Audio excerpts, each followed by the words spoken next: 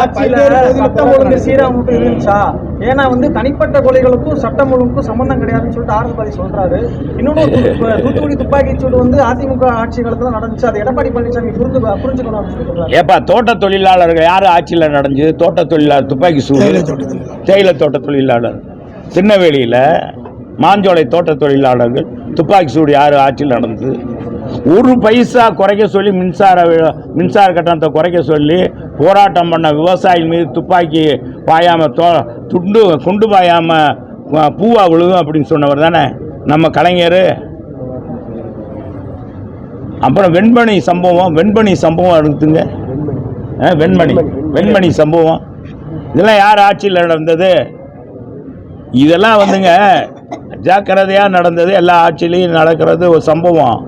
அதை ஒரு பெருசாக சட்ட ஒழுங்குன்ற எடுத்துக்கிற கூடாது. இப்போ நடக்கிறதா சட்ட ஒழுங்கு.